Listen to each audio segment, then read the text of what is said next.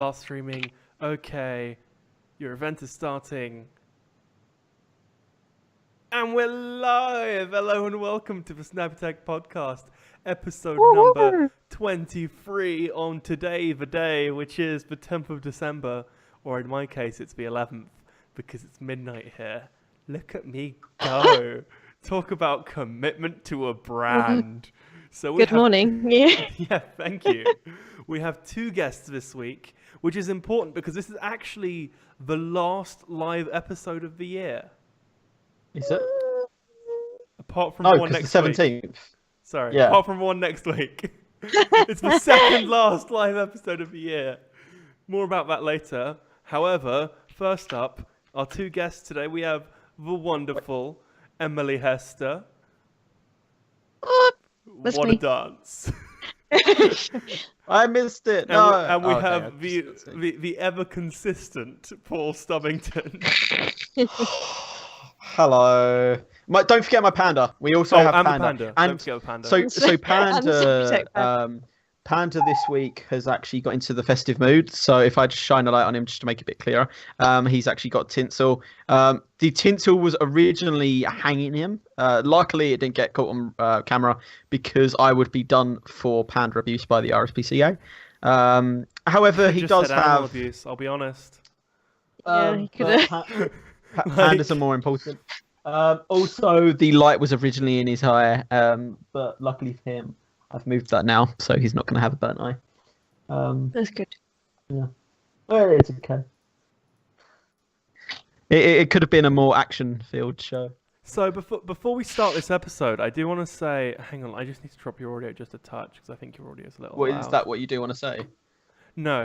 Before we start this, I do want to say, like, on a genuine Abuse, note, I'll be honest. I want to say, like, a thank you to Paul, and here's why. I constantly make jokes at Paul's expense, right? That's just a fact. You know, if you ever listen to any of the intros with Paul on the episode, it is literally just me taking on piss out of him. I do want to say I had this planned to say this like today, regardless of the fact that he's on this episode, which he wasn't going to be initially. So I also want to put that out there. However, Paul has. So yesterday I went through, not yesterday, like a couple of days ago, I went through Podient, and they now offer the ability to add your guests onto each episode. So I was going through and like adding the guests on each episode, and Paul is second only to me on the number of episodes he's appeared on, and he's been on like over half of these episodes. I think he's been in like three-quarters of these episodes. So on a serious note, thank you to Paul. However, I'm now going to go back to talking shit about you. So I've lost so many Sundays, and all to put up with you. I've made some seriously bad life choices here. you have, yeah, totally. So,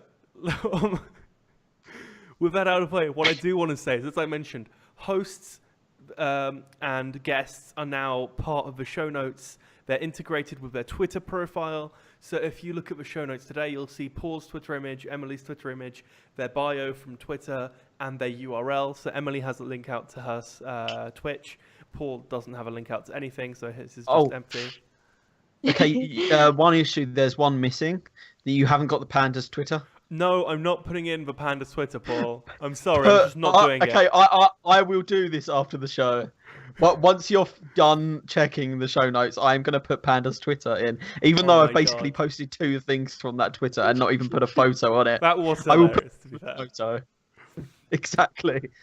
So the intention is that, and I feel like I'm really quiet. I don't want to... Hello. So the first thing to do is that. The second thing, I've just forgotten. God damn it. Nice. Whoop, whoop.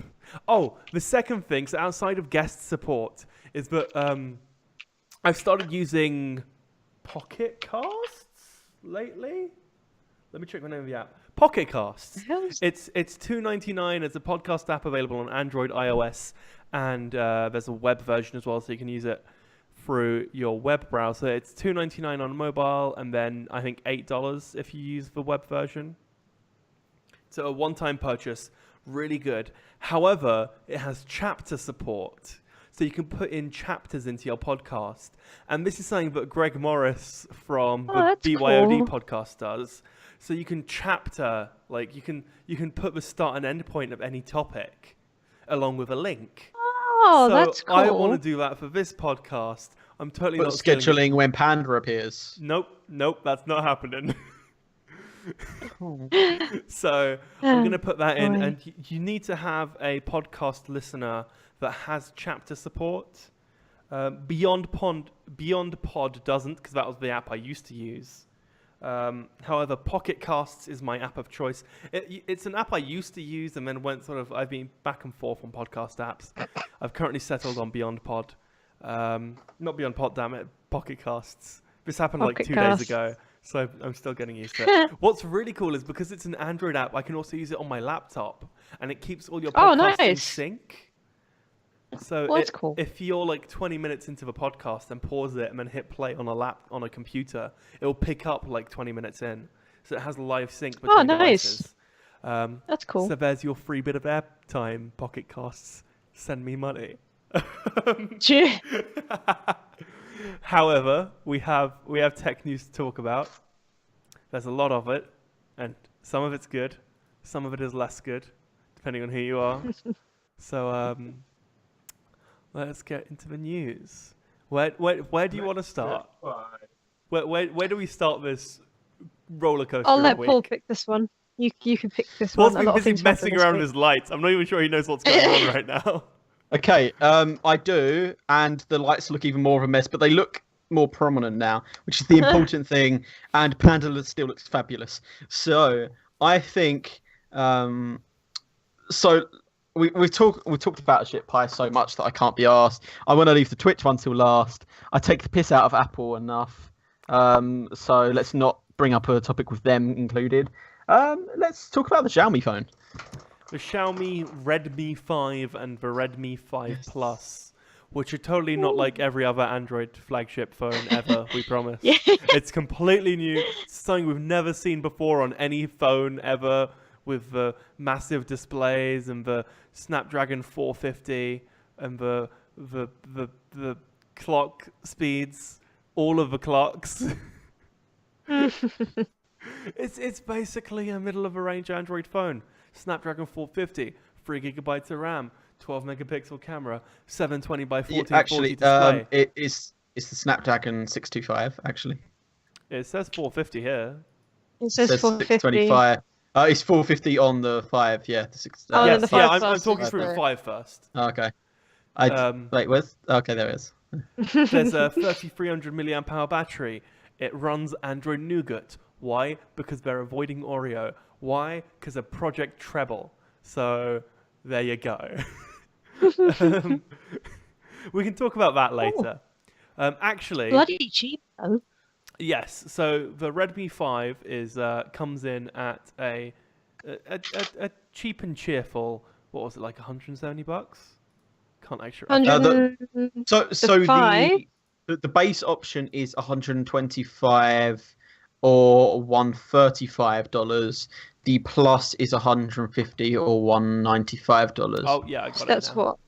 That's really good actually. So, well, the thing is, the specs aren't quite flagship. No.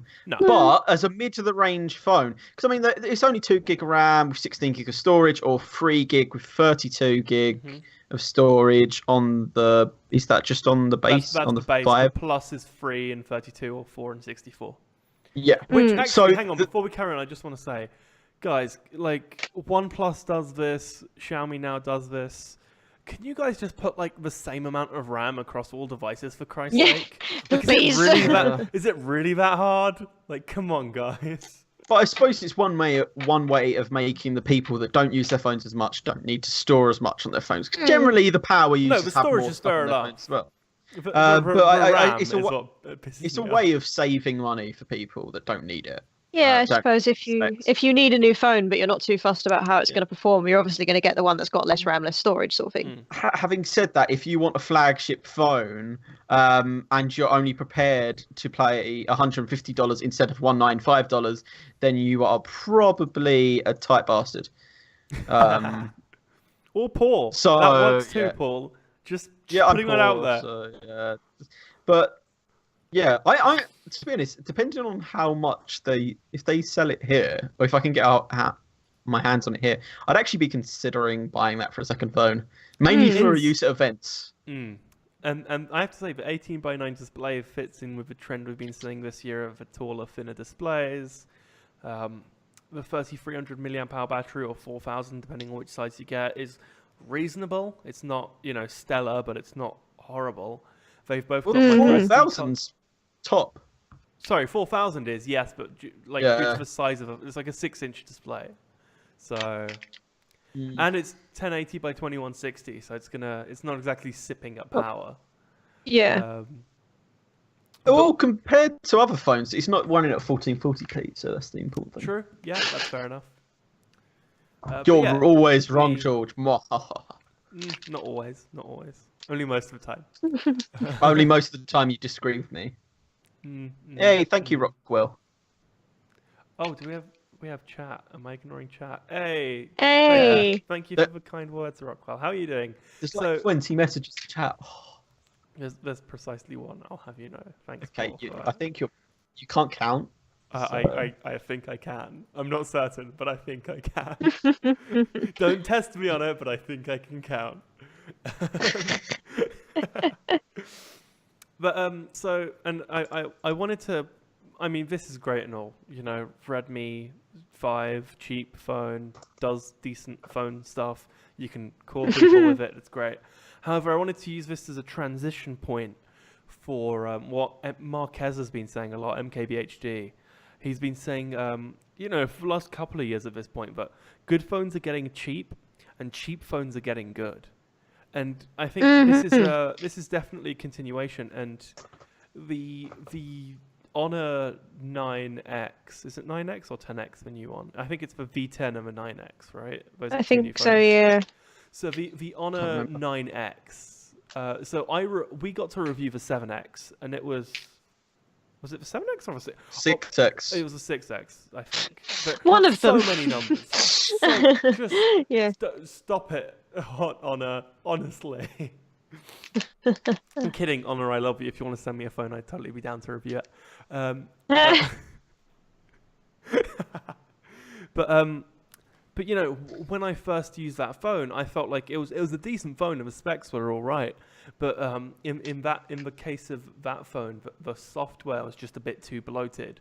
And now we're at a point where at that same price range, you're getting a bit more power, and especially with the new software is a lot less bloated. Rockwell points out it's the 7X, so we weren't even close. This is why you don't have like two phones with vastly different number schemes. Like Samsung does this really well, where the Note and they already the have S an Honor are on 8. the same number, and there's already the Honor 8 and the Honor 9, right? Well, see, the Note and the S are on the same number because they're the same year. But yeah, Honor's naming scheme is ridiculous. All of the numbers. And because there is already an 8, and I think there's another similar one. It's like most Honor devices are now being sold under the name of Huawei Honor. Yes. As well. So, and there's a real consistency there. Just yes. Because there's the Honor 8 and the Honor 9, because there's an Honor 9 as well. And if you go, let me bring this up. So this is it. Is the Honor 9 one of the ones I looked at, actually? The Honor 9 would have been, yeah. It's a very nice phone. Yeah, I it's think a lovely so. Phone. I accept all of your cookies. So I think that was on offer the other week, wasn't it? So I'm currently on the Honor website. So if you go to hihonor.com, and then go on the smartphone, hit View More. These are the phones they currently offer. Now, I want you to tell me if you can tell just by the name which ones were released sooner.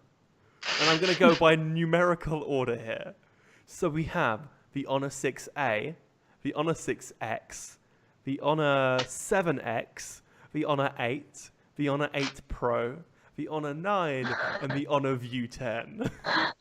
Like, there's a real consolidation here needed. Why of their can't naming they just do schemes. what Sony does with the PlayStation? Just be like, it's the PlayStation, the PS2, the PS3, the PS4. Why can't they just be Or do normal? what Sony like does that? for their phones. The Xperia Oh, no. XA1, Oh, the no. XZ, the XZ Premium, the XZ, is it Premium Platinum or You something? can tell those like are that? Yeah. two very different marketing departments. Yeah.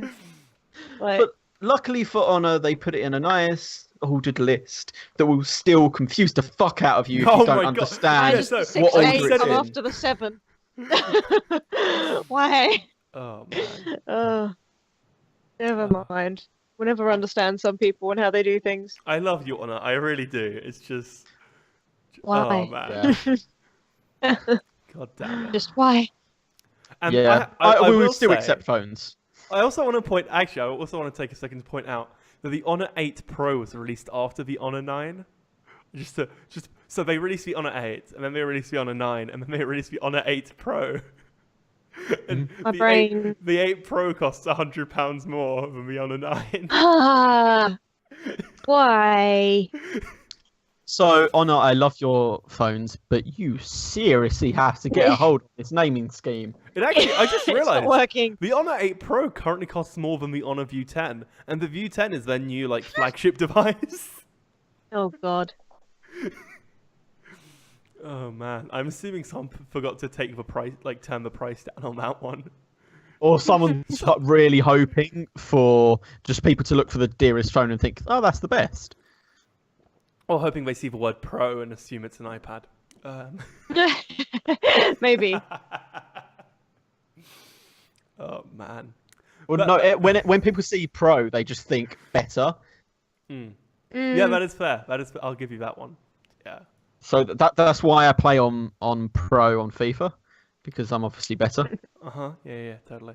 Fun fact about FIFA: it looks like I'm going to qualify on squad battles on Elite 2, which is the top 4%. Oh my Nice. god, get a life. At least stream that. That's what Emily does. I God. had to play this week Oh. 45 games, 24 of which were across the weekend. Oh my days. Yes, I have no life. Yeah, we know. This is why I'm here. You know what we need? We need a section. So actually, real quick, we're doing. I mentioned this in the last couple of episodes. We're doing a highlights show.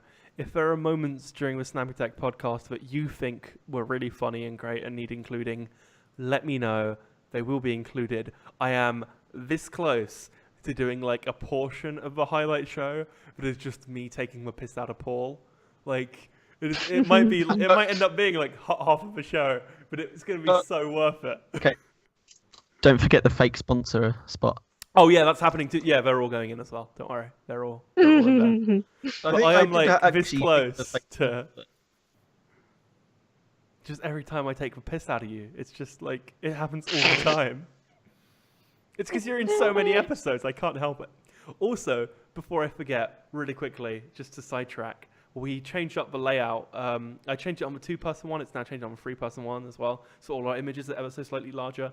And if you look at the end of a social bar, it's my Snapchat with my little snap code. So if you open it full screen on like a TV or on your computer, it should be big enough for you to scan. I tried it myself and it worked, which is always good.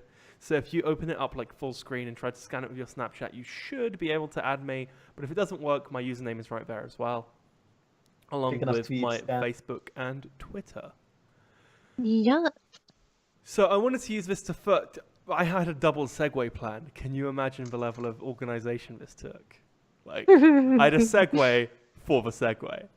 So on our phones, they're all well and good. They need to fix their naming system, but we'll live. Let's be honest here. Basically, yeah, that was the gist of that segment. That was the gist of that segment. The next segment I want to kind of push us towards is that Qualcomm announced their new processors this week. I think it was technically last week. I think they announced them on Saturday. Because I remember them being in last week's show notes, but we never talked about it because we didn't really talk about tech last week at all, if I'm brutally honest with myself.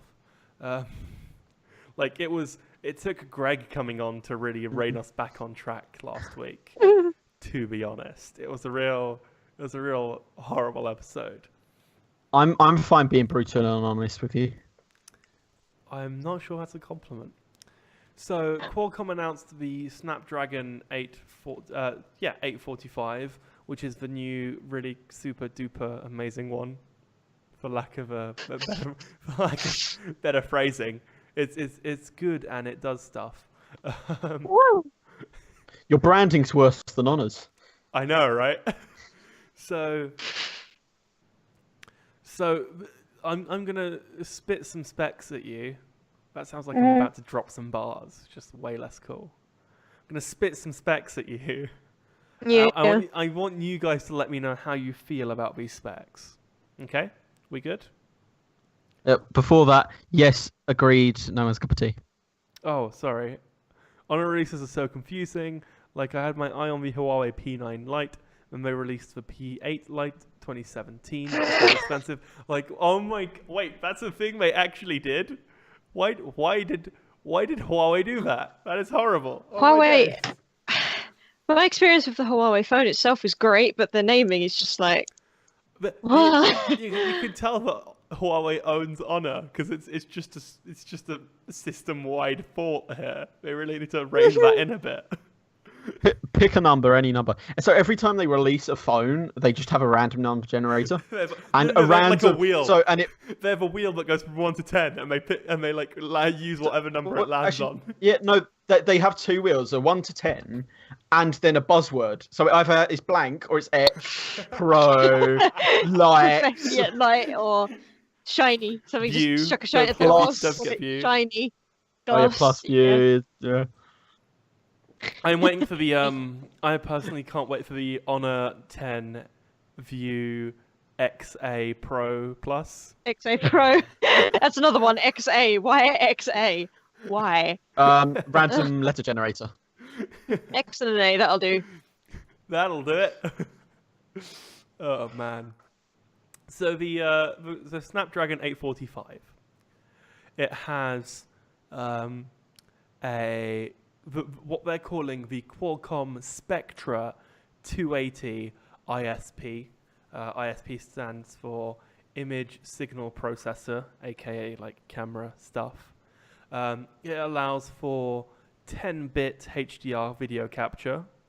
What's your quick? Yay or nay? Yay. Right. Yeah, yay. I'll go yay. Whatever. It also allows for 720p video capture at 480 frames a second, which is cool, I guess. That's pretty cool, yeah. But however, what I will say is we are still in the realm of, like, a bit of an improvement, but nothing major. Okay, Is that fair to say? Yeah. That's I agree. They then announced the Adreno, or as part of a chip, it also contains the Adreno 630 visual processing subsystem, aka GPU, and VPU, and DPU. So how many PUs are they putting in? All of the PUs. Every PU. All of the PUs. Every PU. So sorry, processing subsystem, not units. Yeah. Yep. That's what they call it. The processing sub. I don't come up with these names. Qualcomm and Honor do. It's one of those things like, what can we do to make this sound cool? I know. Processing subsystem sounds cool. Like, so what I quite often say with motivational speaking, if you're doing like a 10-15 minute talk, as long as you have 2 minutes of good stuff and then just like a couple of minutes of super confusing stuff, you will distract them from actually listening to the rest of the speech. So you can just babble on for the randomness. Yeah. So I bet that's what they do with this stuff. Just confuse people so they forget what's going on. Let's just call it this when it really is just this thing. We can come back to that topic in a second because I think that really well links into the Titan V. So it's like a 30%. You confused me with that. Oh, don't worry. I know. That was their point. You can't not buy it if you're confused by it. If you're confused by it, you'll think it's good for you. Oh yeah, for sure. That's for sure. I was confused by my ex, but she wasn't good for me.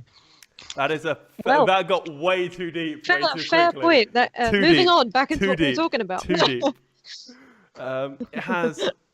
It has Qualcomm Quick Charge 4 Plus, because everything needs a plus in it.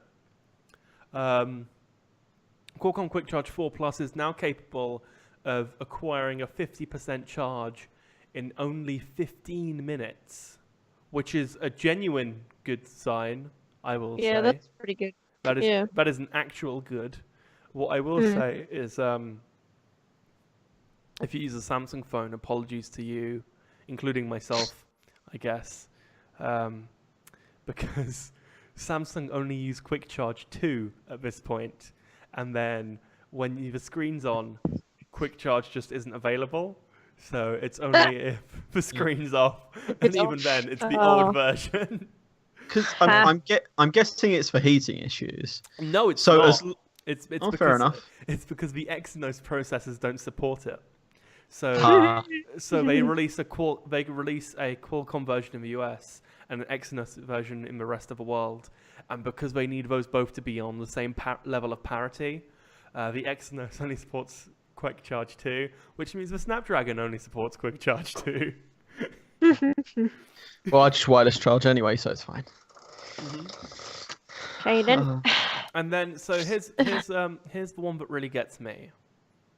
They also announced, and I want you to, and I think I heard everyone else mention this. I heard Greg talk about it again in the Bring Your Own Device podcast. I heard The Unlocker, I think, did a video about it, and I heard him mention it as well. They announced their third generation Qualcomm Hexagon 685 DSP that is their AI platform.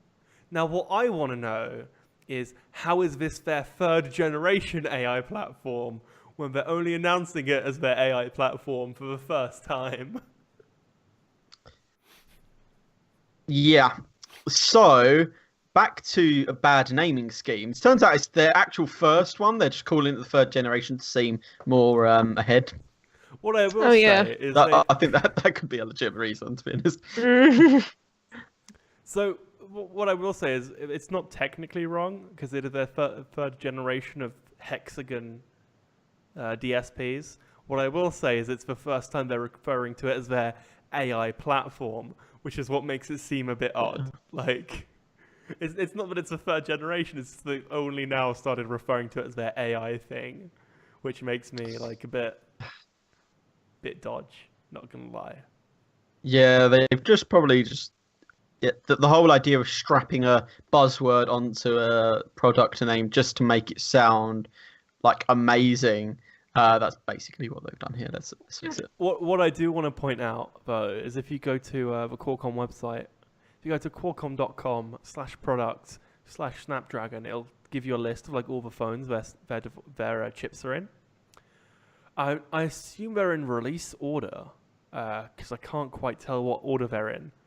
And I assume that's the reason, because the first phone on there is the Razer phone.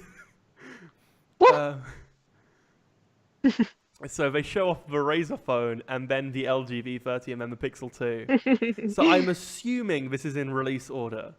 However, the Razer phone image is really weirdly stretched because it makes the phone look really tall, and I'm pretty sure it wasn't that tall in person when I saw it. It looks pretty a bit big though. too tall. Like it looks taller than I remember it. Fair enough. It might just be that tall and I've forgotten already. Who knows? Maybe. But yeah, so that's just in case you're wondering. That is and so there are so many segues this episode. This segues into two different topics and I'm not sure which one to pick. So let's go with the HBMV X2. Let's segue smoothly. So many segues, and I want to hear your guys' feedback on this because I've been doing a lot of talking already. So I want to hear what you guys think. So Qualcomm had their massive announcements this week in Hawaii, which I'm not sure why they didn't fly me out. I'll be honest, I'm kind of disappointed.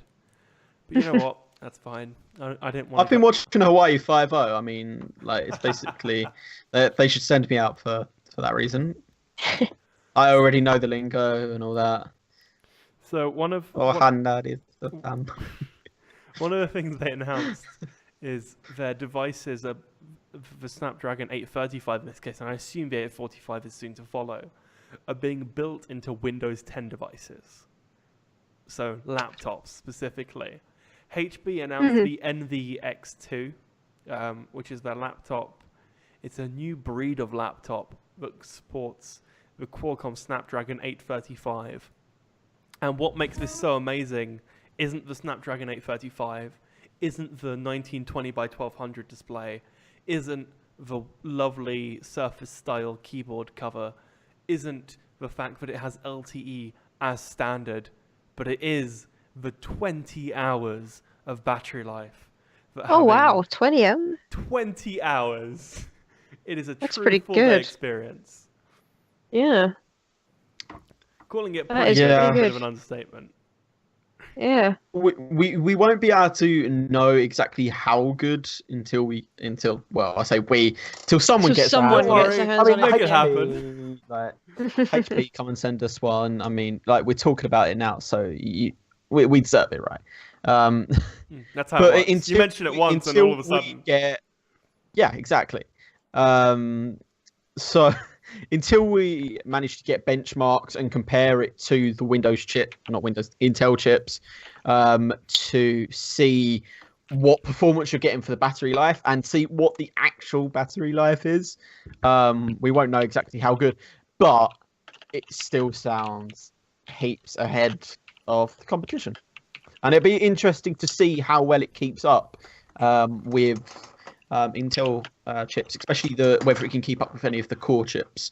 It should be able to keep up with the M chips pretty easily because they're frankly diabolical in the first place. What I will say is, it doesn't. I don't think it will really matter how fast they run, because if they're cheap enough, they might be looking at the Chromebook approach. Because it is worth mentioning these run Windows 10 S, which is the stripped down version of Windows that only supports the Microsoft Store. So this isn't full. You can turn it into full Windows by paying the £50 upgrade fee or whatever it is, or upgrading before December 31st. However, it will, out of the box, only support Windows Store. And I think that, to some extent, will also help battery life, but it will mean that the only thing you'll be doing on there is either web browsing or editing Word documents. And for 99% of use case, right? For people that aren't one of the three of us, right? Because Emily needs a powerful computer for streaming and gaming, Paul gaming and video editing, in air quotes. Because he doesn't really. I have video edits. Totally. So far, I've video edited at least once a year for the past 5 years. Oh my days. And then, 5 years straight. Come on, 6. Whoop, whoop.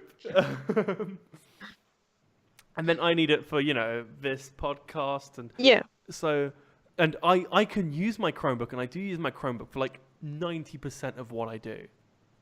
I only need the sort of the powerhouse that is this PC for the last 10%.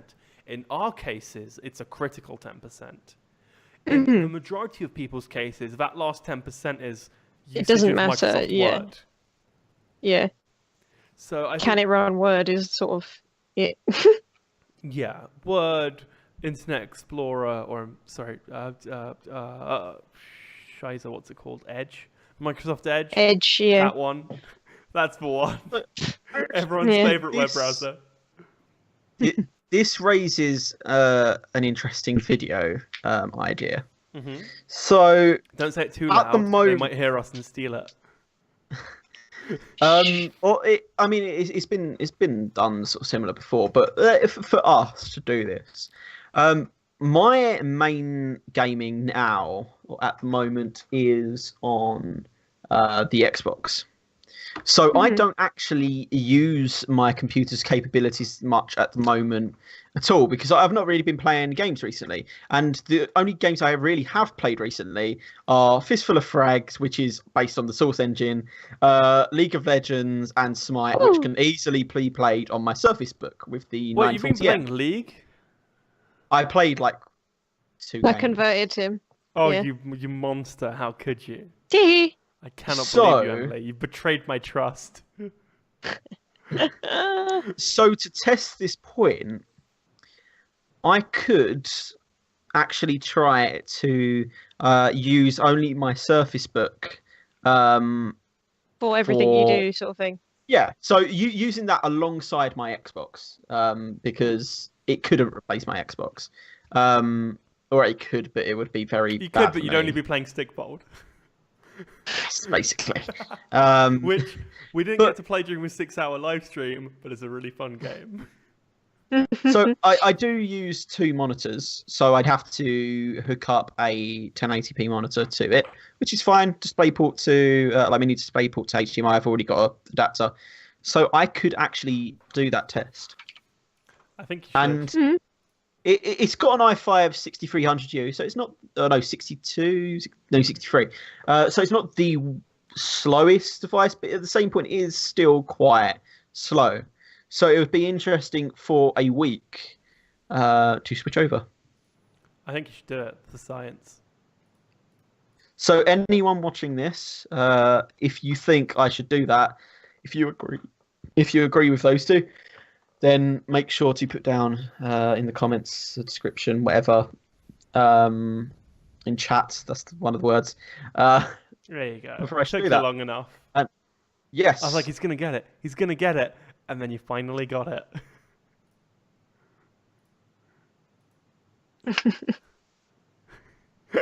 And because actually, I could even do the live stream from there because the webcam on that's probably just as good as the one on here. I just have to. And if it cut wasn't, you could just plug it in. Yeah, but I couldn't be asked to do that. That's too much effort. Literally just a USB device, I'll be honest. But there's only like 2 or 3 USB on that. I mean, I don't need that many, but 3, I think. 2 on the dock, 1 on the... Oh no, that would be if you were using a Surface Pro. I assume 2 then. There's probably 2. Can't remember. yeah, 2 or 3 doesn't really matter. But yeah, it would of course it'd be a hell of a lot easier if I had the Surface Dock. So for Christmas, George. Oh yeah. Let me. No, I won't set that up for you. I mean, the amount of Whoops, money my you're bad. saving whilst being in Georgia could Mhm. easily pay for that. Yeah. Totally. I'm listening. Ask Game to chip Yeah. in. So, what I will say is, I got a new processor to save for you. You're asking a big ask there. See, I could help with that, and Paul. I couldn't give you any monetary help, but Paul. then there's a story coming later which I can help you set up a page for that, so it's fine. Paul. It's not that mummy and daddy don't love you. It's just that we don't want. We don't to... love you. Yeah, that's basically it. Yeah, actually, I'll be honest. Oh man, it's just we just don't want you spending so much time around your computer because it's really bad for your eyes, and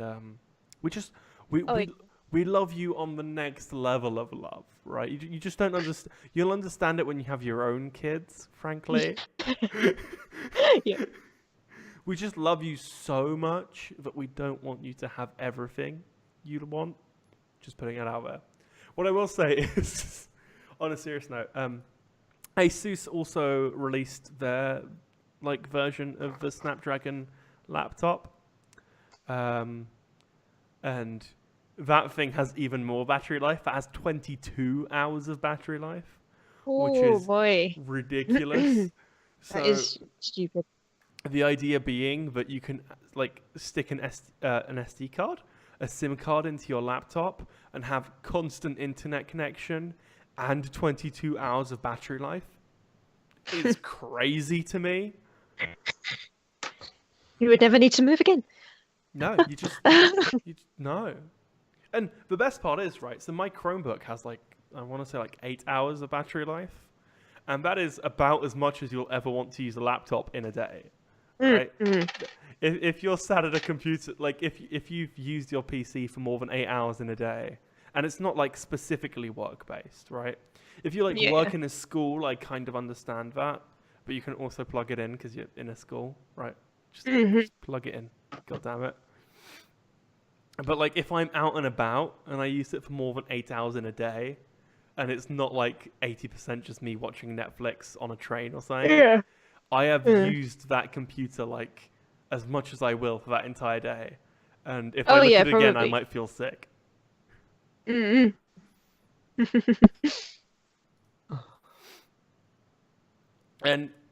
we're gonna use this to segue perfectly into a different topic. I feel like we did a really good job of these segues. I'll be honest. I spent like way too much time this morning being like, how am I gonna go between topics? Like, how are we gonna make this so flawless? But when I go back later to try and make this work, but it will fail miserably. Hang on a second. The clincher that made me buy a Huawei phone was actually when a YouTube reviewer from Birmingham. I haven't seen the English language in so long that I can't like recognize it anymore. That's funny because you typed up the podcast template. Did I though? Did I really? From Birmingham, pronounced it in the cool Brummy way of Hawaii. Hallway. Hallway. Oh yeah, that'll be it. Hallway P Light.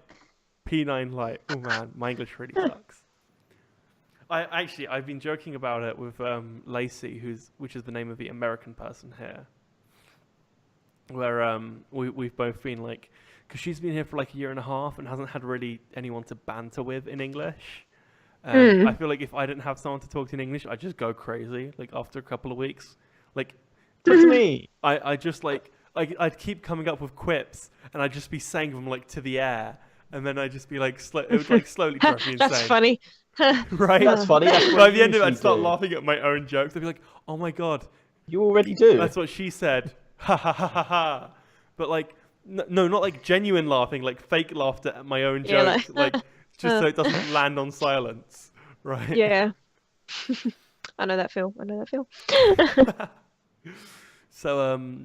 So yeah, and it's crazy because if it wasn't for her, I'd have zero English in my life right now, and I'd be slightly concerned. But actually, her and podcasts, I find myself listening to more and more podcasts just to keep me sane. Like that, I'll be like, I need to listen to some English voices, and I'll like turn on like Hello Internet, like, oh Brady, thank you so much. What? Watch the It's Professor Extreme. Yeah, I you could do that. I do when I can. The issue is I'm usually working, and because I need to be able to listen to it in the background. Podcasts are what tends to lend themselves to that best. Mm-hmm. Yeah, and you know because Emily's stream is gameplay oriented. You know. Yeah. This podcast, if you watch the video, you might gain something out of it. You might see us like show something off. Like I tend to show off a website as we're talking about something, or you know, Paul show off the Panda. But if you just listen to it, you don't miss out on that much. You can still get the gist of what's going on, sort of thing. Right.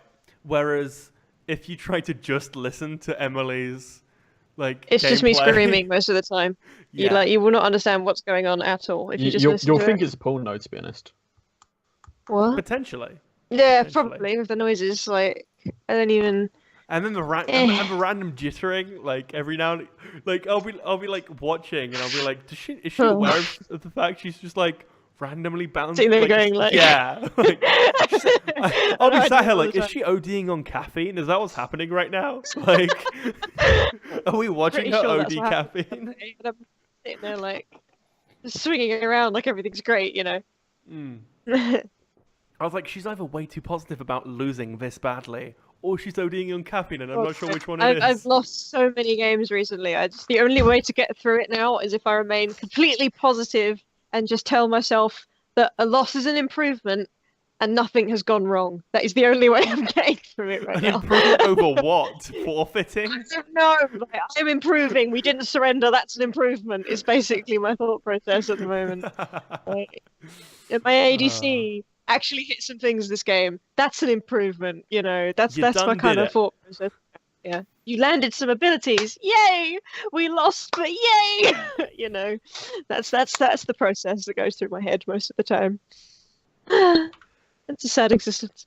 So I want to talk about I want to talk about NVIDIA's brand new $3,000 Titan V compute accelerator, because it's not a graphics card. 110% not a graphics card. It is totally not a graphics card.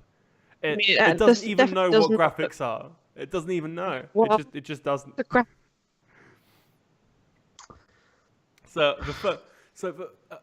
What I do want to point out, actually, and I might end up going on a mini rant about this. I'm going to make myself the main subject real quick. So, hello, you can see my face in full size. I just want to apologize in advance for this fact. I want to go on a quick rant because AMD, NVIDIA announced this as the most powerful GPU ever. And here's the thing. That is technically true, but it really pisses me off because, of course, it's technically the fastest GPU ever. Like, that isn't a headline Be worried if feature. it's not. Exactly. Yeah. But if NVIDIA went, we tried our best, but it's just not as quick as the one we made last year. Best, but you don't succeed. But if NVIDIA came out and were like, we tried our best, and it's not quite as fast as the one we released last year, we tried though, I'd be slightly concerned. You know, it's gold now, so that's what makes it better, right? It's not the speed, it's the fact we painted it gold, right? You know, that's what you're buying it for. Come on. Yeah. Unless they've like halved the TDP or something, then there is no reason why it shouldn't be faster than the last generation by a measurable margin. I think Ars Technica summed it up best. And wow, that was a word-for-word quote of my show notes. Look at me go. I glanced over for the direct quote and realized I was already reading the note. The direct quote from the headline from the Ars Technica article was, NVIDIA's new graphics card is $3,000, painted gold, and not meant for graphics. It's just crazy. I think I think I can understand why they're saying it's not meant for graphics, because the price point of it is leading me to believe, and I've been looking through some of the comments on the article, that it's mainly for it's gonna be used for people that use it for professional purposes, like people that video edit constantly, people that, you know, use their computer 24/7 and they need it to be they need it to be doing things instantly, they need it to be good and quick. And gold, literally. And shiny, you know. They're not it's not going to be for people that play games on it. You're not going to use it for that. It's just the price does not warrant it for just playing games. It would not. You would not get the use out of it for just playing games on it. It wouldn't be worth it. It basically seems like a less professional version of a Quadro series card. I feel like what they're trying to do with it is they're trying to make it a bit more affordable and say like, hey, this is what we can do, you know, like it's most of their graphics cards are mainly just for graphics purposes, you know, like for games and stuff. That's what most of them are used for. But generally, if you want to use their cards for something more, I've seen people that do use a lot of their computer for a lot of high-tech stuff. They tend to get 2 or 3 graphics cards, like 2 or 3 of the same ones. So this is probably them saying, hey, instead of getting 2 or 3 to do all of this professional snazzy stuff you do, you can now buy this one, and it's $7,000 cheaper than the next sort of thing you can buy that would provide what you want. I think that's what they're trying to do with it. So in a way, I kind of agree with them not calling it graphics card. Now that I've read through the thing, I'm kind of like, okay, yeah, it's not really, because when somebody says graphics card, that says to me, okay, yeah, you want to play some really like nice looking games on it. You want to play like Final Fantasy on Ultra kind of shit, you know? But Emily, you know? It has 21.1 billion transistors. Imagine. Why would you need? you can run Far Cry 3 at like medium graphics with that many transistors. Yeah, like Okay, so I'm just quickly looking at the price of Quadros, and put at $3,000, that would be about £2,300, which would put it basically just ahead of the P5000 at £1,800, which has 16 gig of memory, which I think was the same, but it only has 2560 CUDA cores, basically. Right. Rather than the 5000. Yes. And the next one up has 3840 with 24 gig of memory. And the important thing to note here is their way of differentiating this from their graphics cards is two things. First of all, it's just called the NVIDIA Titan V. There is no mention of GeForce. Yeah. GTX. That's what I meant. Well, the GeForce ones were the old ones, weren't they? Sorry, the vintage my cars, bad. the GeForce cars. You can tell my tech is. I've already hang on. I have a dropped off the face of the earth with your tech. I've got a NVIDIA 420 right here. Is that what? Oh my! That's what this is. It's a 420. 420s. So get on my level. It's so cute. It's passively cooled and doesn't need power outside of what PCI delivers. The 420. Look at this. Look at this I/O. It's only got. Oh, that's so cute. That's amazing. Wait, so you say it's a 420? I believe so. Yes. And it runs cool. Shouldn't it blaze it? Sorry, my bad. It's a 430. You were gonna. It's a 430. Sorry. 430. Yeah, you are like breaking my heart right now. I know. I mean, I'm sorry. Love me already. I hate to be that guy. Love me, bae.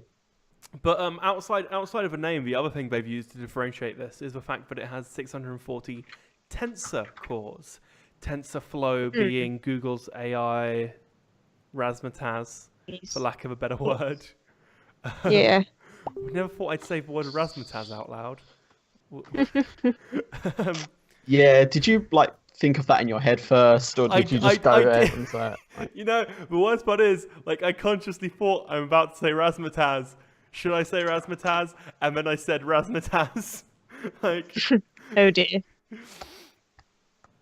So that being specifically for deep learning, and so the tensor performance is 110 teraflops, which is absurd. Yeah. Absurd number of Absolutely operations absurd. per second. Yeah. So can Snappy-Tech get one? No. We need to run a. You got a better chance of getting one of them than you do a Tesla. So. I mean, we do, but that's beyond point. Yeah. Well, if you're gonna get one of them, you're gonna get one of them. You're not gonna get a Tesla. But what's the Good job. no sensors there. Yeah, we need deep learning algorithms to learn why people watch us. So I'm still confused. I have no idea. I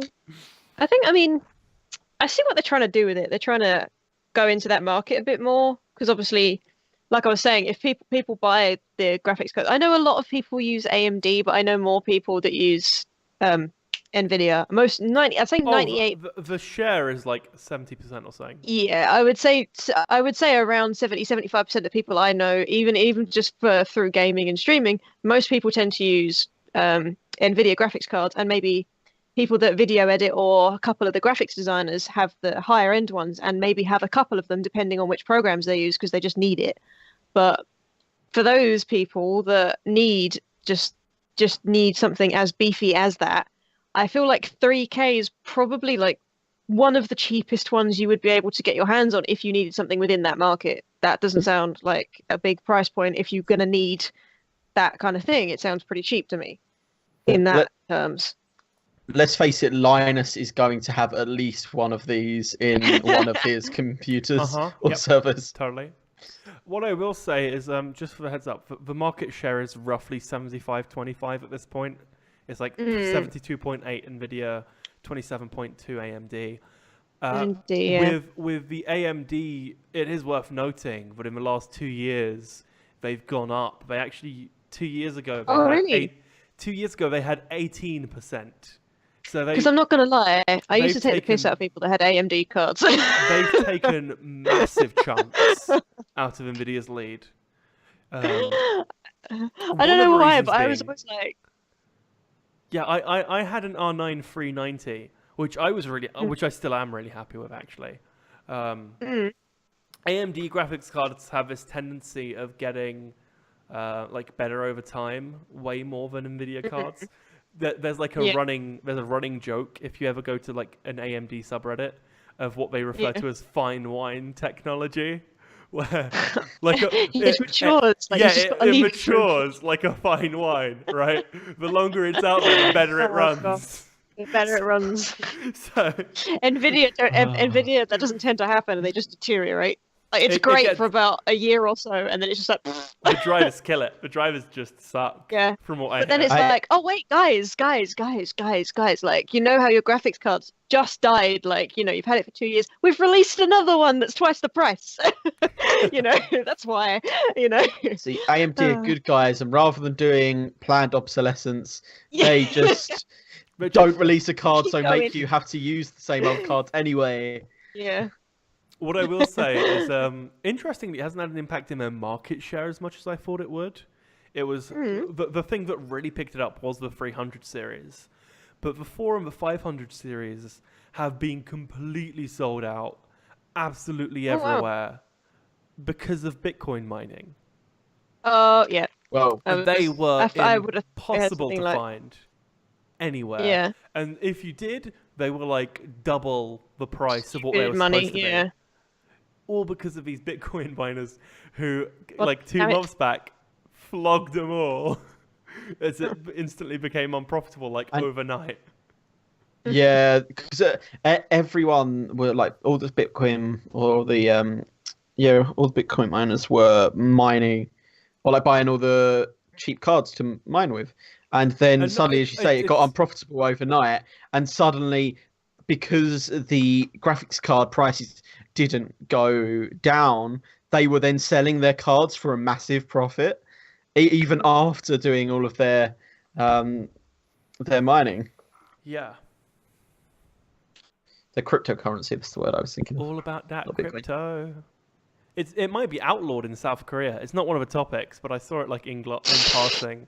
And Do you know what? I wouldn't be surprised. I we've really talked would not be about- surprised. We've talked about Bitcoin so much in the last couple of weeks, but I was just like, no, I have Bitcoin fatigue. No more Bitcoin. Yeah. Bitcoin fatigue, as I'm now. I gonna am call- sick of seeing Bitcoin on Twitter. There's been this whole thing of people being like, back in 2011, I bought 6 Bitcoins for $6 each. I'm giving them away. And it's like, no, you're not. Don't lie. Don't lie to yourself. You didn't buy 6 Bitcoins. I'm giving away $6 worth of B, Bitcoin. You're not going to give them away. You know, Yeah. anyone in their right mind who bought 6 Bitcoins would not be giving them away. Mhm. 'Cause I They'd wouldn't also not be giving selling away. them. They'd still be holding on to those things. Yeah. Like, come on, man. Like, who are you trying to fool here? You just want retweets. It is. It's an interesting one, but yeah, I just have Bitcoin fatigue. I don't want to talk about it. However, South Korea may be completely outlawing Bitcoin, and also, and I guess since we're on the subject, Steam recently this week released a statement saying that they Right. will no longer be supporting Bitcoin as a payment method because Oh, really? Oh no. because it's extra volatile. So it's known to be volatile, Oh, and Steam said it's yeah. been way more volatile than normal Stupidly lately. volatile. Yeah. And because of that, it means that like if you bought a game on Steam at like the wrong moment, the transfer fees, the transaction fees of like paying in Bitcoin could be up to like £60 purely Yeah. purely due to like doing it at the wrong moment. Yeah, because it could drop and then you purchase something and it drops and then you end up paying God's earth for it because you've got like Exactly. no money in your Bitcoin.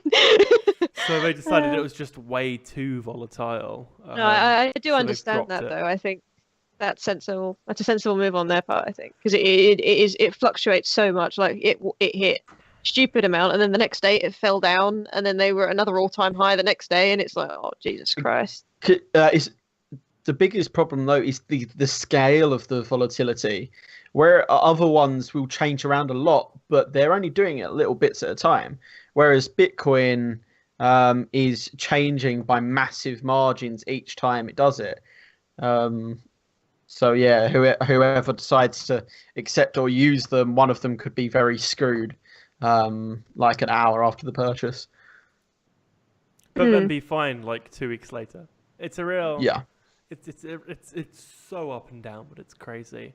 Non's Cup of Tea says a lot of streamers stream in 1080p, but many audience members struggle to run that with mid-price graphics cards. I've been told that. I've been told that because I used to stream in 1080p, but a lot of people were like, my internet can't run this, or this can't run this at 1080, so I've got to watch it in 720 anyway. So it's like, what's the point in streaming in 1080?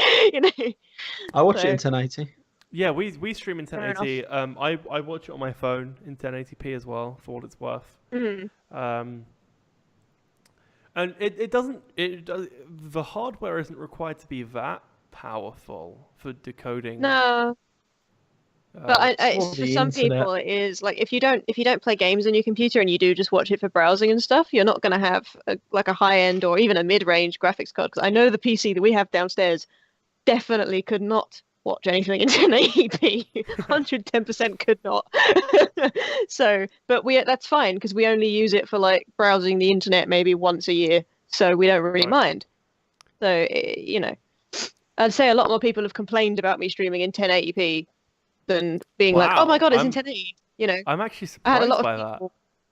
Yeah, I had a lot of people saying like I can't watch it in 1080, so I've had to put it on 720. So I was like, I may as well just start streaming in 720 then, because no one can watch it in 1080p anyway.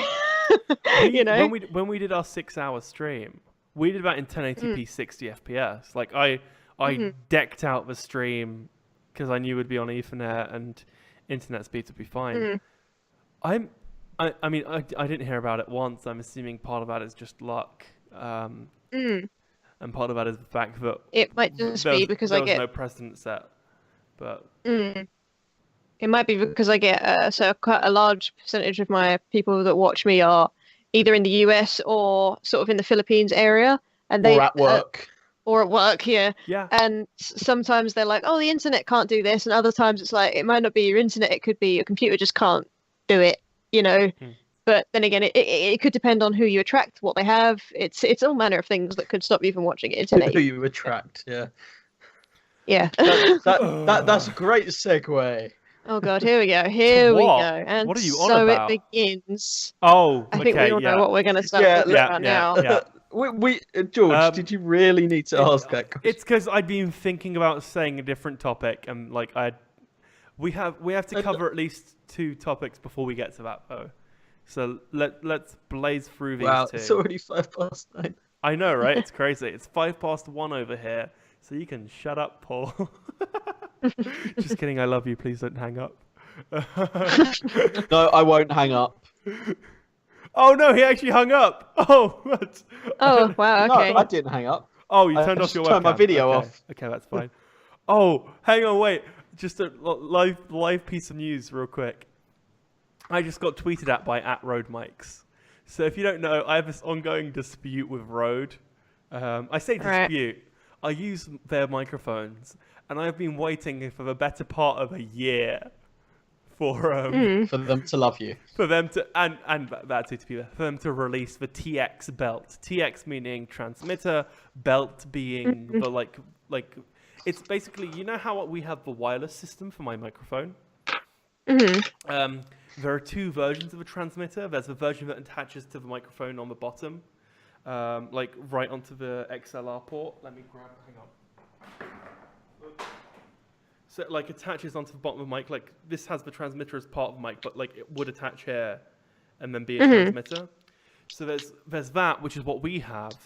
And then they also have the belt version, which is for like lapel mics, right? So you put the lapel mic, run the wire down, and you can put it in your pocket or something. It's like roughly smartphone sized. So you can like stick it on your belt or put it in your pocket, and you can hide it really well. I have been asking Rode for the last 6 months to release this as a separate thing you can purchase because I've wanted it as a separate device. For the last 6 months, they've been telling me it's really close. Last month, they told me it was really, really close. They said it was. They said they were hoping for a pre-2018 release. Oh, nice. I'd been bugging them about once a month. So today being like last month, I bugged them on the 8th. This month, I bugged them today, so on the 10th, right? I was like, so I even said it like it's gotten to the point where they know that like they know me. that you're just going to tweet them at some yeah. point. It's this guy again. Because I've tweeted them a bunch of times because all of my microphones are Rode microphones. So outside Except of for this that one you're actually, using. except for one I'm using right now, every other microphone I have is a Rode microphone. We did a video about it about a year back as well as to why we have so many different microphones and what they're all good for. So make sure you go check that out. Just like search for Rode within the channel. However, they literally replied 3 minutes ago. If we pull up my screen, this is my Twitter with all of the jazz. And if I scroll in here, you can see my tweet, which was, it won't let me scroll, hang on. Hello? There we are. So my tweet, which was, it's that time of month again, where I check in with Rode Mics about the availability of the TX belt. I'm not desperate, honest. Rode replied with, it's very, very close. If it isn't already very close. If it isn't already available, it should be at your local retailer within the next few weeks. I'd recommend staying in contact with them so they can let you know when it's available. So, is that good or is that good? Or you could have just convinced them to send you one. Yeah, I tried. They weren't having any of it. Just trade it for like another one of our mics. Simple. I have so many Rode mics at this point, but I might as well start like a reseller. Exactly. We should actually, if you're listening to this and wanna love me, you should go at the Rode Mics Twitter. It's at Rode Mics and be like, send Snappy-Tech a TX belt for waiting so long. Really quickly hopping into chat. Noah's Cup of Tea says, strangely the Snappy-Tech Twitch ran fine. That's probably something to do just me. It might have something to do with the fact that it was flawlessly encoded thanks to the Ryzen 1700 running at 1800x speeds, along with our smooth internet connection of 15 And it's probably just my PC up. being a shit. And the fact I was there, always and the helps. fact Paul was there. Paul fixed it. Everything runs smoothly when I'm there. Yep, sure, totally. I just blow everything up so nothing can go exactly wrong. So yeah, that's fair enough. But yeah, just that was a quick little update on. If you've been like following my Twitter actively, you'll see like I tweet Rode like all the time, being like, "Give me stuff," or "Make sure I can get stuff." Because honestly, all I want to be able to do is to buy more audio equipment. I will be honest. That's all I want. Just more audio. God damn it, Rode. Why more camera equipment. So here's my argument against that. This is my camera, Ta-da, the Lumix G7, along with this is currently there's no lens cap on it. Oops, shame on me. This is the 25mm lens. This is our stock lens that we use for filming stuff. The lens is gorgeous. The camera is gorgeous. Together with our lighting, we get a gorgeous shot. Can you tell there's a trend developing here?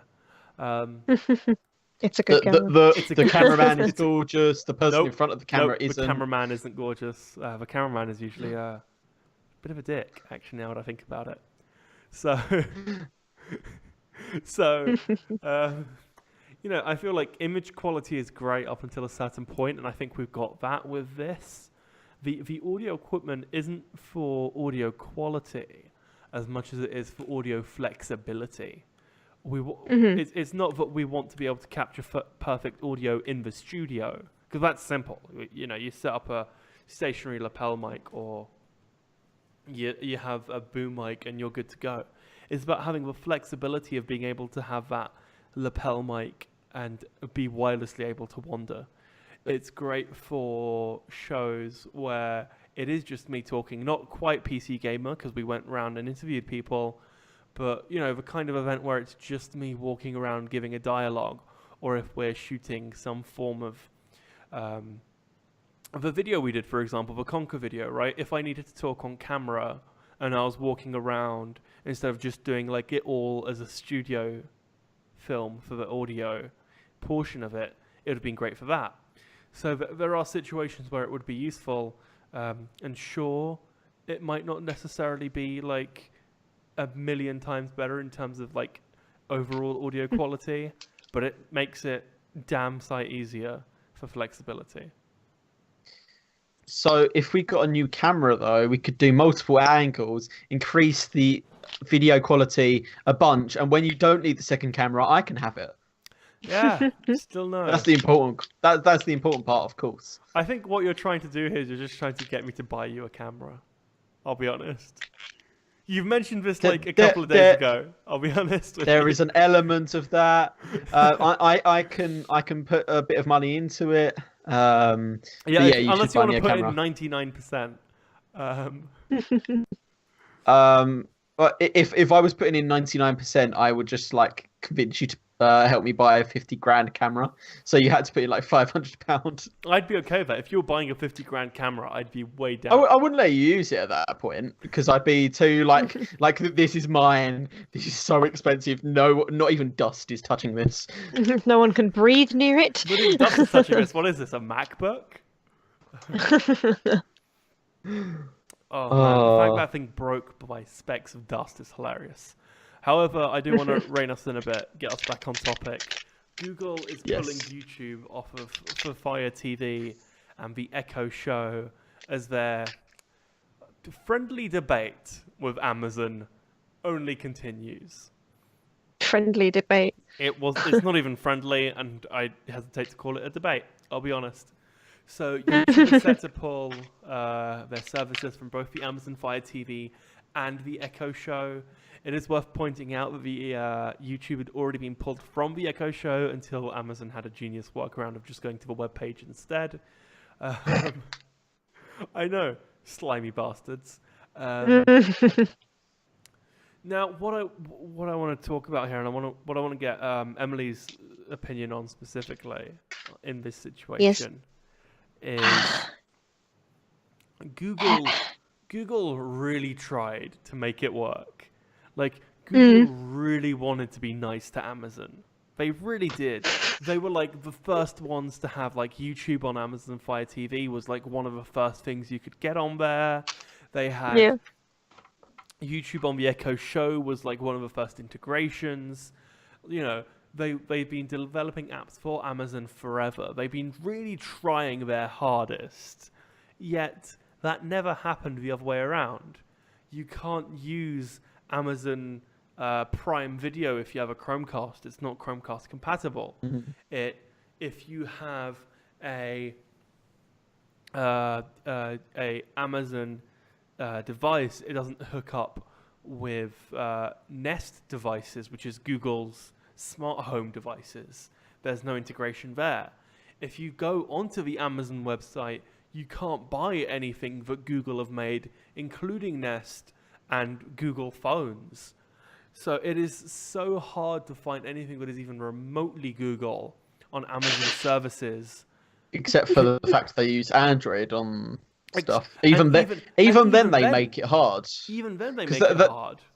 You can use the Play Store on the tablets, but you have to actually go on to Google's site, download several apps to be able to use it, don't you? You have to you have to sideload it on. So you have to get the framework and install that, and then install the actual Google Play store and such. So my question to Emily is, as a streamer, you're aware of the fact that you have to play nice with others, right? Yes. Yes, indeed. Google and Amazon playing nice with others?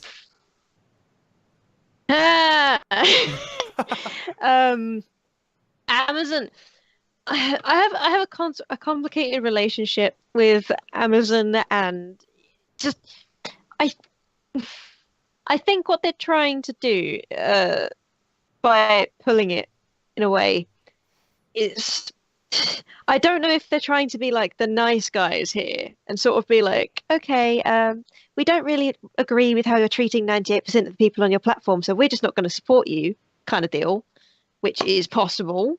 They could be doing that. It's like, we don't agree. You know, when people like go against using something because they don't support what the person's doing, and they're just like, I'm just not going to straight up not going to use it anymore.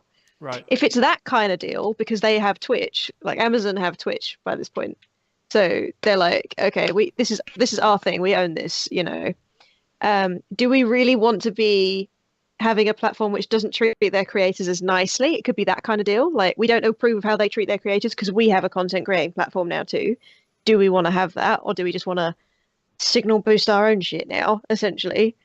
Or is it more of a, we just don't want anything to do with YouTube anymore sort of deal? And I think in part it's because Twitch is related to Amazon, and it doesn't make sense in a way if you have a content creating platform which is similar to YouTube in certain ways. Like, yes, it's live, but you can save your videos on there, and in effect you can have a 6-hour long YouTube video. You know, so in a way it's like, why would you allow another platform which isn't as good? I'm slightly biased because I use Twitch and not YouTube for live streaming, but maybe it's that kind of thing. So I don't know. I don't think they are playing nice, because it's a bit of a shitty thing to do, really. You know, just saying like, we're just not going to support you. We're just not going to allow people to do it anymore, when it is one of the biggest platforms for watching videos, like by a landslide. The issue is more that YouTube is saying they can't, that Amazon can't use them. That they can't. It's YouTube saying, I've got it the wrong way around. YouTube, in that case, YouTube has blocked themselves. I thought it was. No. Oh, YouTube has said you can't use us. Okay, right. I thought it was the other way around. I just misheard it. Especially in the case of a Fire TV, right, which is like a Chromecast competitor, that is like one of the biggest draws. And if you can't use YouTube on that, then that's like 80% of your viewing. I see. Outside of Netflix and Amazon and Video. Amazon Video, though, that's literally the only reason I have a Fire TV. Apart from the fact I have a controller rather than having to use my phone all the time, that's the only reason I actually bought the Fire TV stick in the first place, because I can get Amazon Video on it, which is a service that I do use. Carry on. One thing I did actually think about while you were saying about that, the one downside of this for Google that will backfire with certain audiences, if people do just decide to carry on with their Fire TV stick and just not use Google, or just not use YouTube, YouTube gaming gets affected. Because if you can watch YouTube gaming show, suddenly Twitch becomes the only platform you can watch for live streaming on there, apart from actual TV shows. In that case, as it's YouTube, they just sort of turned around and said, no thanks, bye. Maybe it's the kind of the reverse situation. Maybe I've seen this happen quite a bit, and it happens a lot between people rather than companies. But if somebody is generally doing better than you, or you think they're doing better than you, you try and distance yourself from that. You don't want to be, even if it's because you don't want to make yourself feel bad, but if you feel like someone is doing better than you or performing better, you try and distance yourself from it. Like, it happens a lot, happens all the time. So maybe this is YouTube's way of thinking, like, we let them have their thing, we let them have their platform, we let them do their thing, we do our own thing, and we see who really uses our services. Because by having two things on one service, it's kind of like people can just use whichever one they want. It doesn't really help either of them, because yes, you're using the Fire Stick, but you're on Google, you know. So now it's kind of like, okay, so we're just going to separate ourselves from you. We're going to be our own separate entity. We're just going to do our own thing over here. You're going to do your own thing over there, and we're just going to be separate things again. Because it worked fine before, maybe it can work fine again. Or maybe YouTube have just kind of thought, well, you know, they have their Amazon TV now. They don't necessarily need us. Maybe it's sort of more of a, they're doing fine on their own, they don't need us now, sort of thing. Maybe it's like a hierarchy thing. I don't know. Like, it's a complicated thing when you have two tough competing things such as that. like you said with YouTube gaming, you remove it and suddenly Twitch becomes the only thing you can really watch. I mean, there is Mixer now, but I'm in two hands as whether that's going to catch on. I don't know what's going on with Mixer, to be honest. It's another live streaming platform. It sounds like what do you think about V2? What do you think about V2? V2? Have you heard? Vine's being brought back. Vine, yes, Vine's V2, being brought back. V2. I mean, I'm a little bit like, but because really is only two.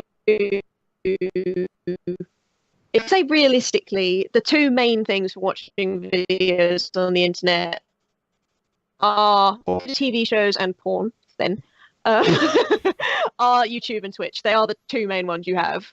And putting them on one device is not. I don't know if it makes sense because then everyone has access to both. But also, it's kind of like YouTube and Twitch are very much alike. They're like somebody saying tomato and tomato. They're pretty much the same thing, but not. You know. See, I think the next step here, because though you can, however, cast Twitch, because that's quite often what I do to watch any streams. Because if I'm downstairs, it's easy to put it up on the TV. Damn it, George. It's just, I can just put it up on the TV, and that's all great. So, is Amazon's next step in retaliation going to be, okay, you're saying no YouTube on Fire TV? No Twitch on ours then. no Twitch on Chromecast. So, but they already do that to some extent, don't they? You can't get Amazon Prime Video on Chromecast. That's part of the reason. Yeah, but they'll extend if they extend it to Twitch. Maybe this is why then. Maybe they're just kind of like, okay, we're just going to be separate entities. We're going to take Twitch off of yours, Twitch off of ours. You're going to take YouTube off of yours, and we're just going to be separate things now because it's just trying to make two work. It's just not happening. See, the problem for the Fire TV stick in the first place was the Chromecast was so big when it came along, and when it actually started to become a thing people considered, they had to make something that was actually worth going over, apart from doing deals. So I'm guessing that is why they made Amazon Video impossible to stream on a Chromecast, because that's something that they could actually control, and that was a good reason for many Prime users to actually get the Fire TV stick, to make use of that subscription. So it's kind of come back to bite them, doing that. Though it has sold, I'm guessing, millions of Fire TV sticks at this point by doing that. So it is worth mentioning, if you have a Echo Show, then YouTube will already no longer work. If you use a Fire TV, you'll get the notification in the coming days that YouTube will be unavailable as of January 1st, 2018. The hope being that Google and Amazon negotiate something where YouTube ends up sticking around. Try and be nice. Basically, Amazon needs to stop being a dick, is how I've interpreted this news story. It might be in me interpreting it badly, but that's what it seems like to me. I'll be honest. Like, what YouTube has really tried here, or Google in this case, I should say. Google has really tried to make this work, and Amazon are just refusing to budge, and Google have gone, you know what? Fine. Well, okay, fine then. Yeah. And they've just pulled their stuff. Yeah, which is fair enough. I mean, if you can't convince them to do what you need to do or keep your deal in parts, then why bother trying? And if guaranteed, if they see a decline in people using it, Amazon are going to come back with the tail between their legs and be like, okay, let's have this nice calm discussion again and see what we can come to, right?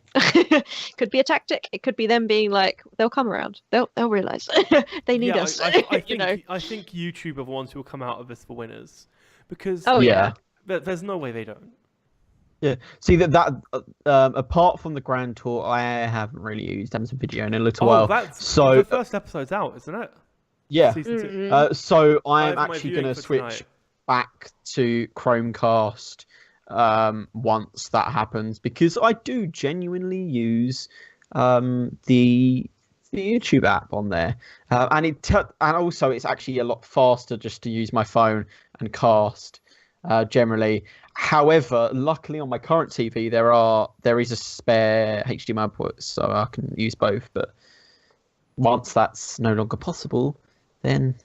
But by the way, fun fact: Amazon sold over 500,000 Fire TV sticks on Prime Day 2016 alone. That just on that day. But I'm guessing that was down to like 25, 30 quid. So the question is, how close are we to Amazon throwing in an Echo Dot to your Prime subscription? Like if you have Prime, if they did a Prime Premium. No, you get. Because listen, there's studies that show that if you're a Prime member, you spend on average like 200% of what a non-Prime member does. Well, so you're spending more that money makes sense. anyway. And then on top of that, the Echo is basically a Amazon buying machine. Like that's all it's designed for. If we're honest here, all they want is to go. I've never bought something through the Echo. Oh, I have. Like I've bought because I'll go like, Alexa, buy me some marshmallows, and the next day marshmallows arrive. It's great. Like it's really useful for the little things that you just kind of go, oh, I need this, and you just tell it, and it goes off and buys the thing.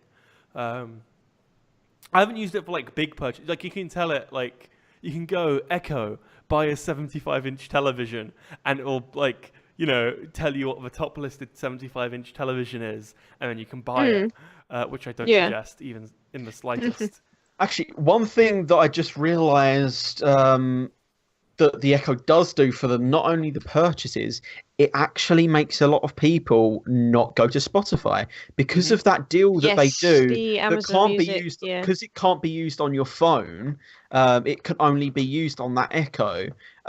It does make people use the Amazon Music for their Echo, and which it's only like £4 a month to them, or $4 a month or whatever. But considering that's only on one device, that is a lot of money for them. But if it's all used for, because I had it for my Echo, I had it whilst I was still in the UK.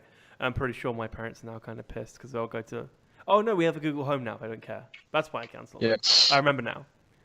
But like, it was one of those things where it was like I think it was $3.99 a month, and so I had like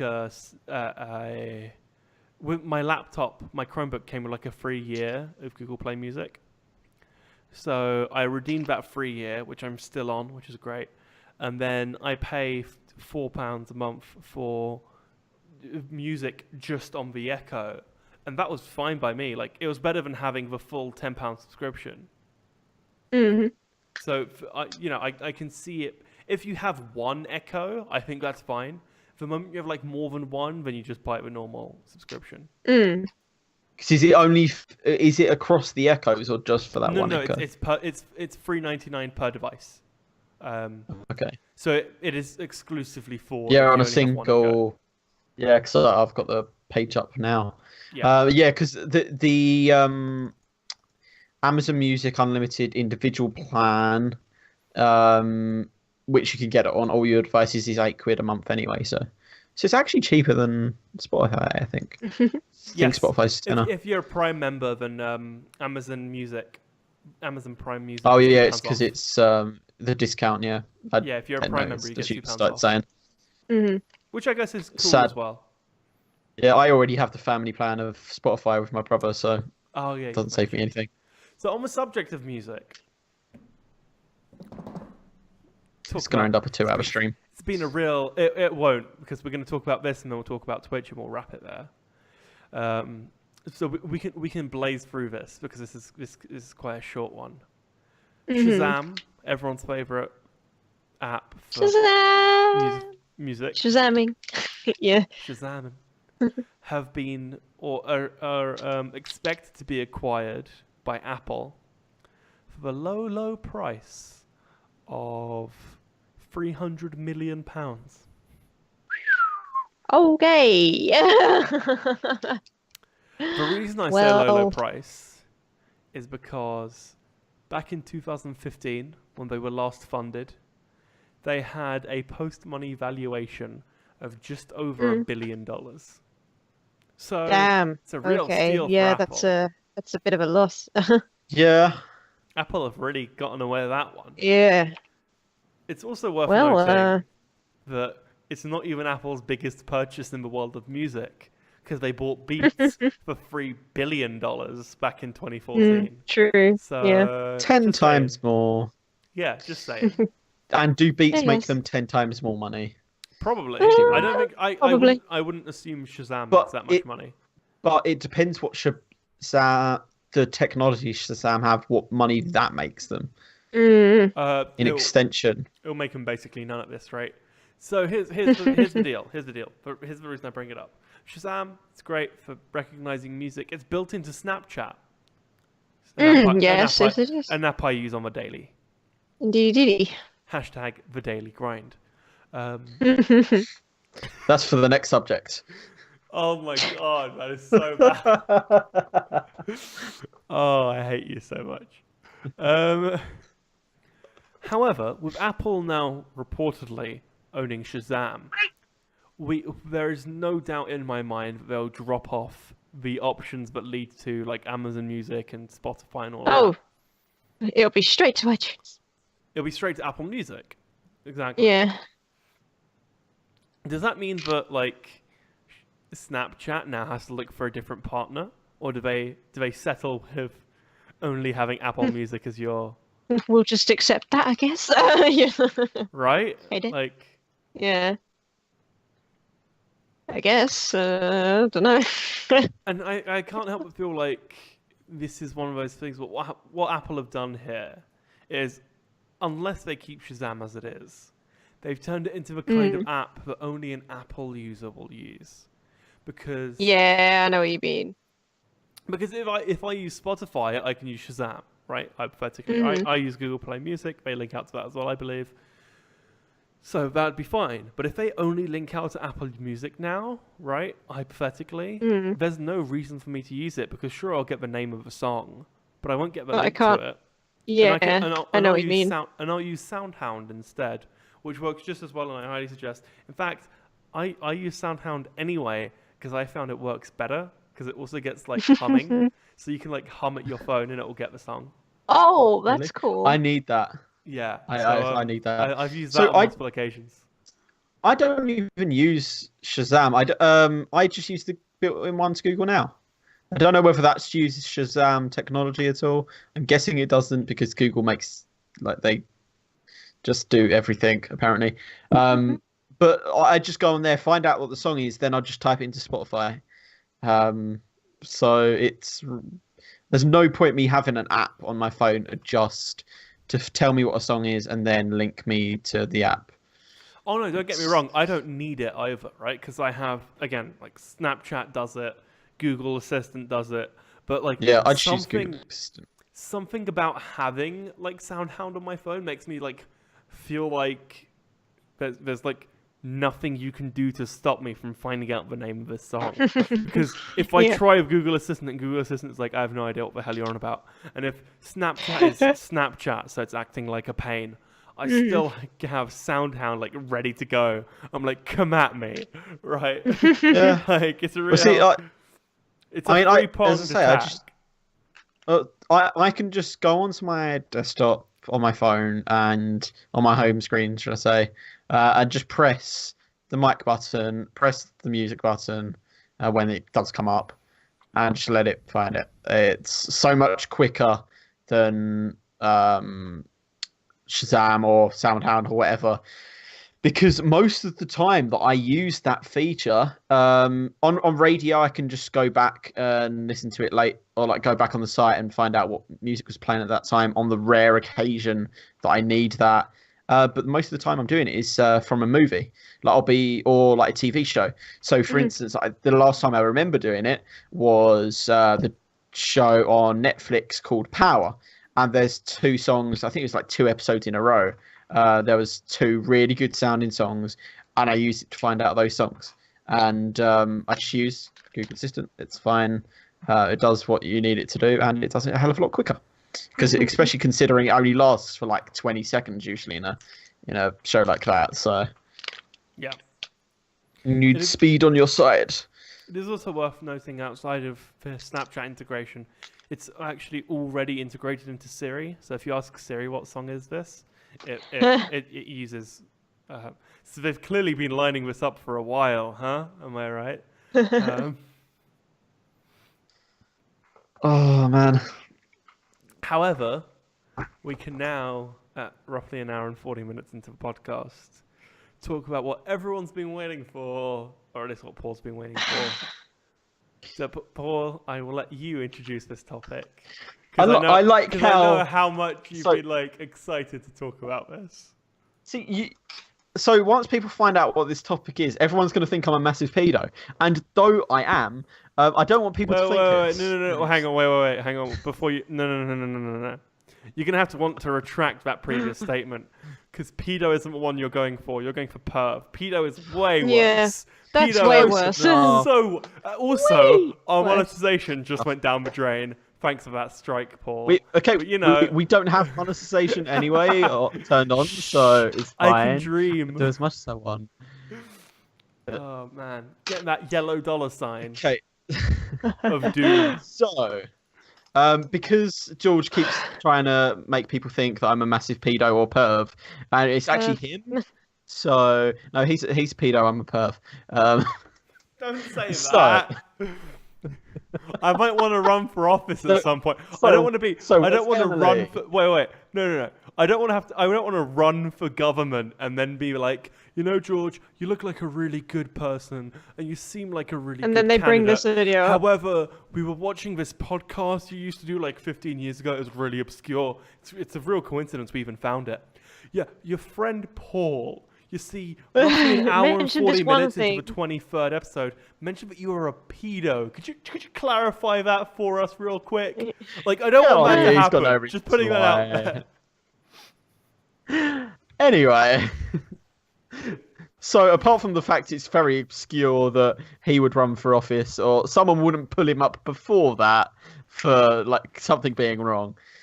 So basically, what happened was Sitting comfortably for this one. once again, recently, it's come under scrutiny. Twitch's policies regarding so-called booby streamers, as they use them, or clickbait, as most people would call them, where people are using their body to gain money. Some people even selling nudes for people's follows, donations, whatever. And that's come into under scrutiny. Partially, I think, like certain viewers like us get a bit annoyed by it anyway. I do. I know M really, really does. Yeah, I would say I get really annoyed by it. It's not something that annoys me. What annoys, I don't care. See, the thing is, I don't care if someone's got cleavage. I don't care. You got boobs, okay, fine, whatever. Not everyone wants to wear a shirt all the time. Not everyone. I mean, by shirt, I mean like this. Not everyone wants to wear like, I just had to clarify. Nobody wants to wear a button-up shirt all the time. I was not expecting sometimes that you line. want You're supposed to be the respectable one in this show. to. How does Charlie mean, feel about like, this? Sometimes people want to wear a V-neck shirt. Sometimes you want to wear a t-shirt. Sometimes I don't care. Like cleavage is, I don't care. You have boobs, I don't care. So do I. I don't care. Whatever. So what does I Paul. do have a He does problem care. Paul what I needs to do have exercise a more. problem with, right, is I don't agree with the streamers that do it, and the ones that are sexualized streamers that do say they do squats or whatever for money, or they do like this weird little, like they shake their boobs for every donation or something, and it's like, why? That's the thing. That's That's what I come disagree under with. scrutiny. Of course, the people that are selling nudes and stuff. That's of course completely against the terms of service, because there is actually something about the selling of sexual services. Yeah. You're not allowed to do it on selling. Twitch, Yeah. basically. But the other thing that has come under scrutiny is the people that are sexualizing their streams, as you say. Like people are actually doing IRL streams where they like exercise, where it's exercise where they're doing squats to show off their butt. Always They're- doing they're squats in front of the they're camera. just All of turning. squats. Do any of them They're turning twerk? something that. Yes, some people twerk for probably. donations. Yeah, and some it's just people. Yeah. like, come on, So man. it's not so much like in certain cases. Bits of it are fine. If you wanted to do a bit of a workout video, show people what you do, then That's fine. fine. Do that. But the Whatever. problem is there are people that are taking things simple like just a low cut top, which is just like in some cases it's more revealing, maybe because you've got massive boobs. It just you can't help it. You're just comfortable in that. It's super hot, whatever. But it's the people that are taking lots of innocent or normal things and then sexualizing them for the sake of views, follows, subscribes, bits, donations, etc.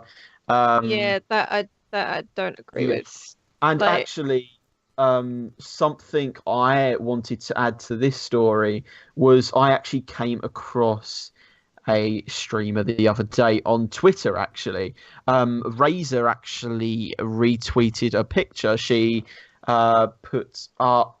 Let me find it. She said about check out my new Razor Keo. The lighting is the best.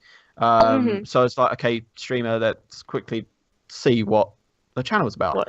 Did it or make like see her, what did it make her wait, I don't know the word. I can't remember the word. What's her contouring?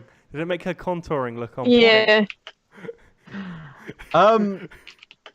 Was her contouring on Sure. point, Paul? That's all anyone cares about. But in that picture, boobs were showing a bit too much anyway, which is kind of like, okay, fair enough. This is one picture, fine.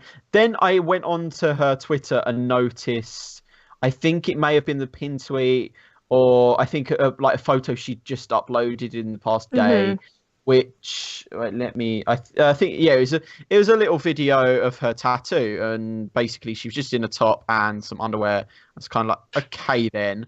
And I Yeah. noticed a couple of other bits in the top, and I was like, okay, this is a bit suspicious. And I started scrolling down, and then I actually saw, like on Twitter, she had like a full nude photo of herself, and then I was kind of like, oh, for God's sake, you're one of those. Yeah, right? really. Yeah. Um, Like I said, I don't have a problem with people wearing low cut shirts. I don't care about that. You know, like do whatever. That's not a problem. But what is a problem is this very fine line that quite a few, I wouldn't say quite a few, a small minority of people keep crossing, and Twitch do nothing about it, is where the problem is. Like there are the people that literally shake their boobs for donations and nothing is happening. Well, this You isn't know? even a fine line. This was a full nude. I think Yeah, I can't it's remember like, whether it had her why? face in it or not. I think Yeah. it did. But the actual tag to it was you can see more of this like on my if you donate on my Patreon, and there was actually another one she'd done a while before, and I looked on her Patreon, and I think I saw her on the other one had said a bit more about it, and turns out she sells. If you go onto her Patreon, you get some of the updates she puts on there, which I'm presuming are nudes, some nudes as well. But if you go onto some of the higher than the first like couple of ranks, you get sent nudes per week. Some of the higher ranks get some of the higher ranks actually get physical pictures of the Yeah. physical. I've seen that. Some of I've them seen get, that. you can personally request them. It's just like, what the hell? Cool. Like, this person is a Twitch streamer. Can someone please stop this person? Like, she's obviously using. At this point, she might as well just be a cam girl and list a Pornhub link rather than a Twitch link on her Twitter. It's actually frustrating. Because like, if you wanted to see that, then you might as well just go on Pornhub. Frankly, I don't want to see that on Twitch. Yeah, it's great seeing a pretty girl on Twitch occasionally, but that's not what I watch people for, frankly. If I wanted to watch people for that, I would go This on is, Pornhub. I think this is the main argument that I see quite a lot from a female streamer's point of view, because I can say that now. Yep. That is why you're here. my I'll be point. honest. I hate to break it to you. No, that's fine. That's fine. From where I'm sitting, I don't personally care. An argument I see a lot is I'm gonna say it. I hate saying this, but butthurt men that that can't get the viewers, but they're like, she's taking my viewers because she's got her boobs. No, they're watching her because of her tits. They're not going to you. They're going to her. Okay, that's why they're not taking your views. That's one comment I'd like to make. They don't take people's views. People watch them for a different reason. Can I make an analogy of this? Because I feel like I've got the perfect, and it doesn't quite capture the craziness that is humanity, but we can pretend it's this simple, which is if I think this is on like PK. I think this might have been on PKA Painkiller already, which is a podcast I listen to, and like they've been discussing the idea of cheating, right? And if my girlfriend, hypothetically, I don't have a girlfriend, but if I had a girlfriend, if she cheated on me with another guy, I can imagine myself being like, oh my god, this guy's better than me. Like, what doubting myself. If however, she cheated on me with a girl, I can imagine like myself just being like, well, clearly, like, there's nothing I could do here. She wanted to be with a, like, this is a completely different ball game. Like, and that's what this is, right? That's what it is. Yeah, if they want to watch a female, they're gonna watch a girl. It's not it's not that she took your views. It's that they were never coming to you in the first place. Yeah, that's the thing. And I think another thing that happens a lot is I get this so much, and a lot of people come to I wouldn't say a lot of people, a few. A selection of people come to my channel and they come in and they see I'm playing League and they're kind of like, okay, she's playing League, we'll watch her play some League. And I keep my camera pretty small. I don't want to be the focus of my stream, essentially.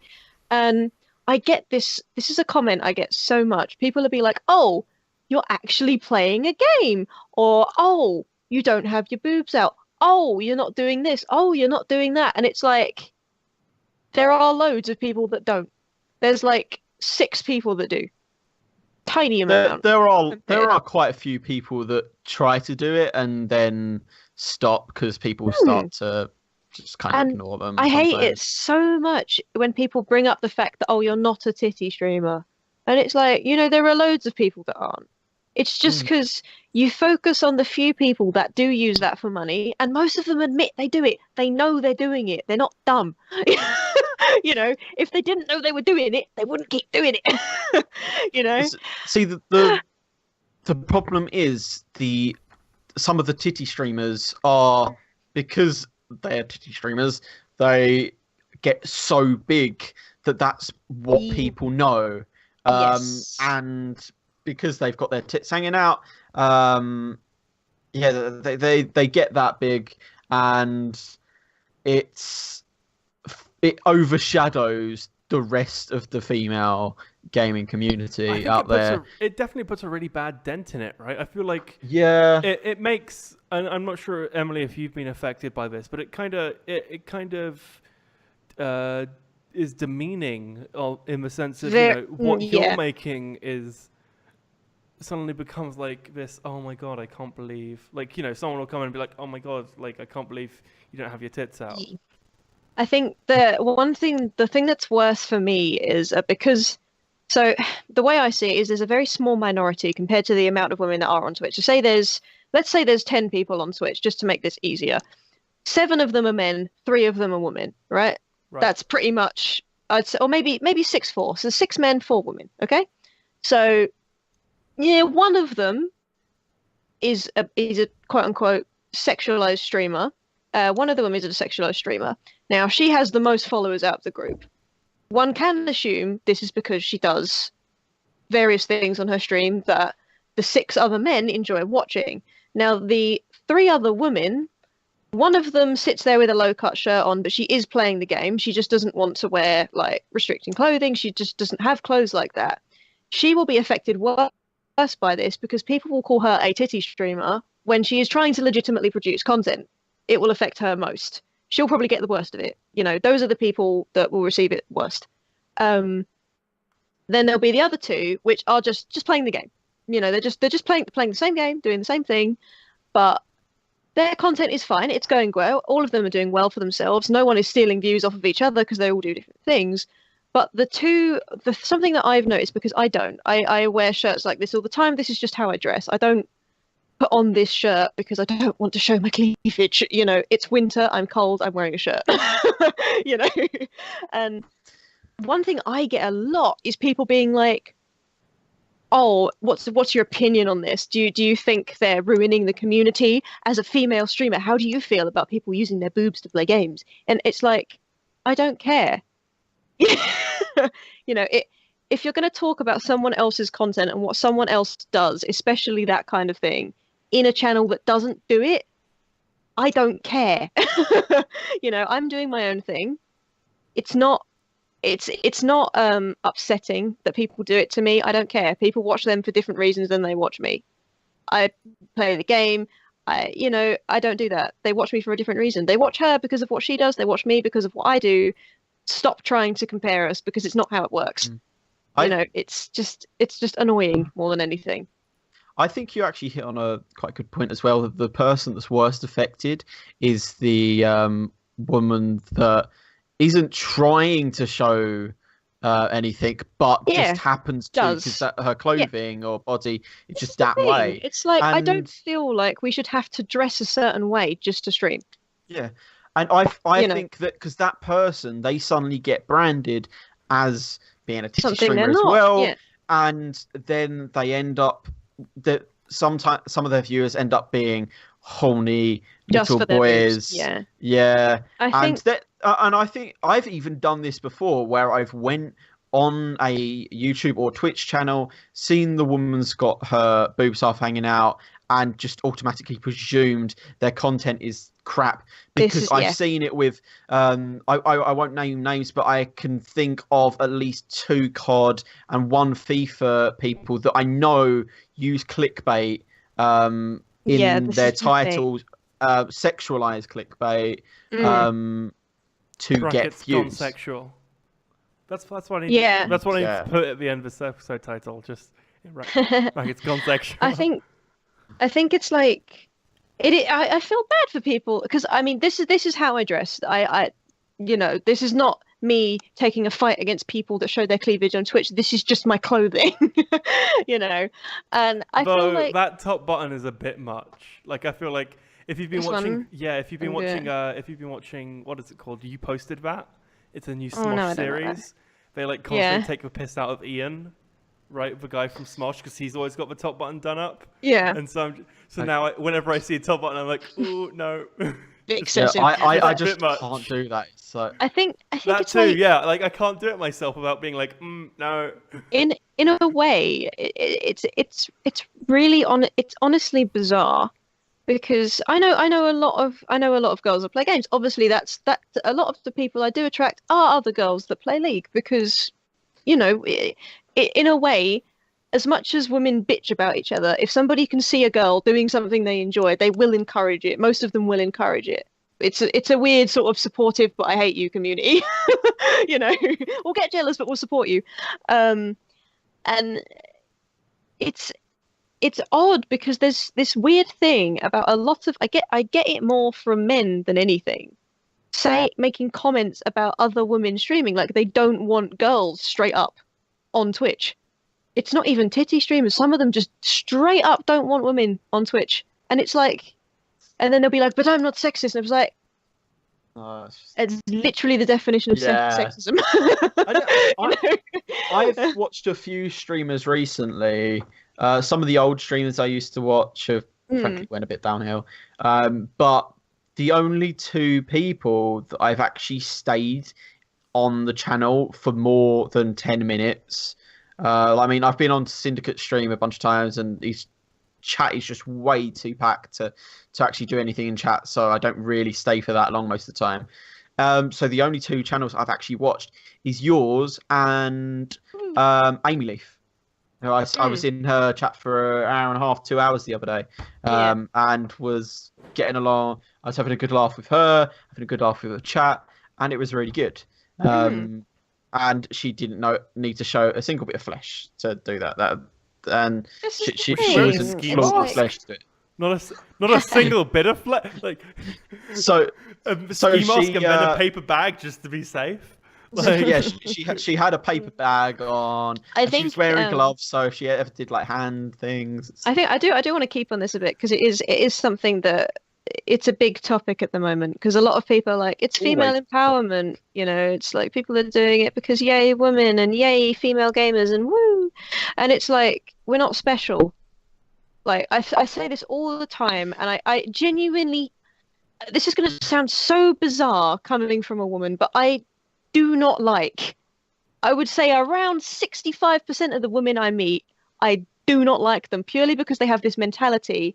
And this happens a lot within the gaming community. You get the, oh, female gamers, yay! And it's like, we're not fucking special. There's loads of us. Well, you forget that, especially the real gamer nerds, women are very special to them because they don't speak to any apart from their mothers. This is what I'm saying, so though. It's like they are like unicorns. It is also I do want to point out real quick that the largest gaming demographic is middle-aged females. Like, that is literally the largest demographic of gamers. Crush. And that is still a game, though. It's still a game. This is the thing. This is the point. It's still a game. If you're playing a game actively, no matter what it is, like, we're not special. And people go out of their way to be like, oh, I'm a female gamer. And it's like, you do realize there's literally hundreds of thousands of us. You are not special. Stop using your gender or your boobs or whatever as an advantage to get views because you are not special. Yeah. Okay.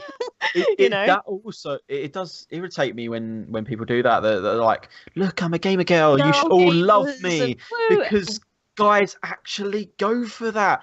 I mean, there's been times where I've kind of sort of gravitated, then realized, wait, what the fuck am I doing? No, just Paul, sort yourself out. It's just like there is nothing special with you compared to other people. The thing is, I genuinely know I see a lot of it on Twitch because I follow quite a few not like retweet accounts, but like people that talk about other streamers and they're there to help people network. And I follow them because I talk to people in it and I like seeing what other people are doing, and I think it's just a good way for me to be nosy, essentially. And it's always the people with girl gamer XX, gamer girl, something about pink, sparkly, something that's just inherently feminine, and they're using the fact that they're a quote unquote female gamer when they don't realize there's literally probably round about the same amount, if not more, playing the damn game. It's not anything unique. I don't see that as a a selling point of a stream. I won't watch a stream because she's female. Right. You know, guys, I hate to be the one who has to interject here. We are gonna. It's like 2 a.m. where you are, though. It is literally 2 a.m. And if we don't call it a show, I might fall asleep. So, yeah. What I will say is I have been considering doing a video about this week, and I think this is definitely consolidated that idea. I have like a few video ideas like running around in my head that I want to do. I've just been so busy since getting here that I haven't had the chance. This is one of them. I will try to make it this week. I promise. I'll try my best. We'll see. No guarantees, but I'll try. But however, thank you to both of you for being on. So in the order you are on the display, Paul, this is your moment in the spotlight. What should people do if they want to find you? So if for some reason you want to find me, there is the snpy.tech/Paul link, which will take you to a tiny little page. Click on my Twitter. If eventually I ever do start posting YouTube videos again, the link will go on there. However, you can find out that I've actually for once edited a video on my Twitter where I'm actually active these days. So make sure you go and follow me there. It's all cool stuff. Perfect. You actually edited the video. I can't believe it. Wow. I've done 1 or 2 this year. Wow. Okay, whilst you do Emily's thing, I'm gonna. So that's all well and good. Emily, what about what are you doing, huh? Also, Paul, mute your phone, damn it. It's just impolite. Emily, I know it's where do Charlie people doing find it because you? he's looking at me like. I had one notification that entire stream, then suddenly I'm getting Um, spammed. Thanks, Charlie. By the So way. you can find me at Professor X with 2 Fs because 1 F is taken. I'm working on that on Twitter, or it's Professor X on Twitch where I'm streaming tomorrow from 11 a.m. all day.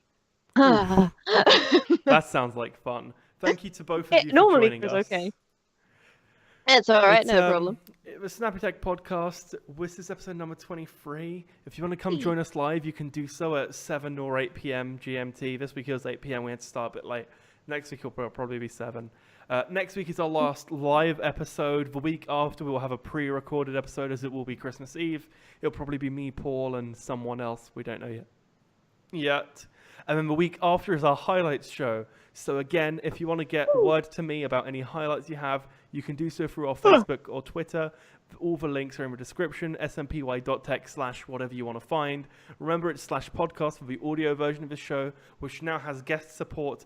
And as of this episode, we'll also have chapters, meaning that you can quickly go through all our topics that we talk about, which is great. So you should go do that. By the way, I've edited 2 videos this year. Look at him go. So yeah, our final note is go check out Paul and watch his videos. We will see you next week. Bye. Bye.